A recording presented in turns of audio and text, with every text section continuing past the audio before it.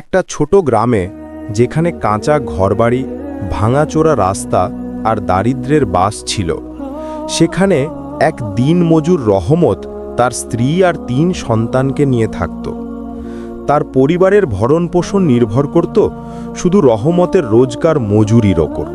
যেদিন কাজ পেত সেদিন ঘরে ভাত রান্না হতো, আর যেদিন কাজ পেত না সেদিন চুলো ঠান্ডা পড়ে থাকত। ভোরবেলা যখন শহর জাগতে শুরু করত, রহমত পুরনো চাদরটা কাঁধে ফেলে কাজের খোঁজে বেরিয়ে পড়ত। বাস স্ট্যান্ডের পাশে একটা মাঠে প্রতিদিন অনেক মজুর জড়ো হতো। সবাই আশায় থাকত কেউ এসে কাজ দেবে। রহমতও ছিল তাদের মধ্যে একজন। প্রতিদিন সকালে সে সন্তানদের মুখের দিকে তাকিয়ে দোয়া করত, আল্লাহ, আজ যেন কাজ পায়, যেন আমার বাচ্চারা উপোসে না ঘুমায়। কিন্তু কাজ পাওয়াটা ভাগ্যের ওপর নির্ভর করত। কখনো কোনো ঠিকাদার এসে বলতো 4 জন লোক দরকার, তখন সবাই দৌড়ে যেত তার দিকে। ভাগ্য ভালো থাকলে রহমতের নামও আসত, না হলে সে চুপচাপ বসে থাকত পরের সুযোগের আশায়। ঘরে দারিদ্র্যের ছায়া দিন দিন ঘন হচ্ছিল। তার স্ত্রী সাগিরি প্রতিদিন কোনো না কোনোভাবে কিছু খাবার জোগাড় করার চেষ্টা করত। কখনো শুধু রুটি আর জল, কখনো পেঁয়াজ, আবার কখনো শুধু চা। রহমতের ছোট ছেলে আহমদ একদিন জিজ্ঞেস করল, বাবা, আজ খাবার কি আছে?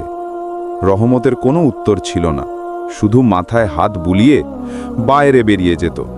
রহমত দিনভর পরিশ্রম করত, ইট তুলত, মাটি খুঁড়ত, বোঝা বইত, কিন্তু পারিশ্রমিক এত কম ছিল যে মাসের শেষে আবার ধার করতে হতো।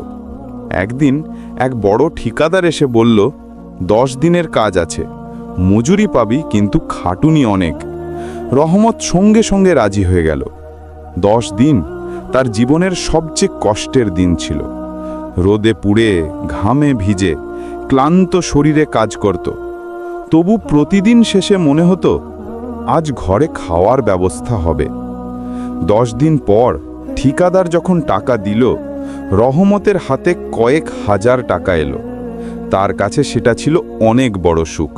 সে সোজা বাজারে গেল। বাচ্চাদের জন্য রুটি, সবজি আর স্ত্রীর জন্য একটা চাদর কিনল। বাড়ি ফিরে যখন থলে থেকে জিনিস বের করল, বাচ্চারা খুশিতে লাফিয়ে উঠল। সাগিরির চোখে জল এসে গেল। সে বলল, আল্লাহ, তোমার শুকর। রহমতের স্বপ্ন ছিল তার বাচ্চারা লেখাপড়া শিখে মানুষ হবে।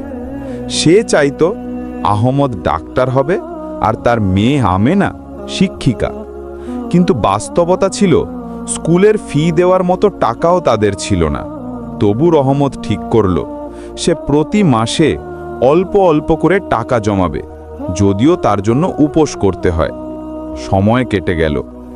একদিন গ্রামের এক দাতব্য স্কুলে ভর্তি নেওয়া শুরু হলো। রহমত দেরি না করে গিয়ে তার বাচ্চাদের নাম লেখালো। সেদিন ছিল তার জীবনের সবচেয়ে খুশির দিন। সে জানত এই শিক্ষা একদিন তাদের জীবন বদলে দেবে।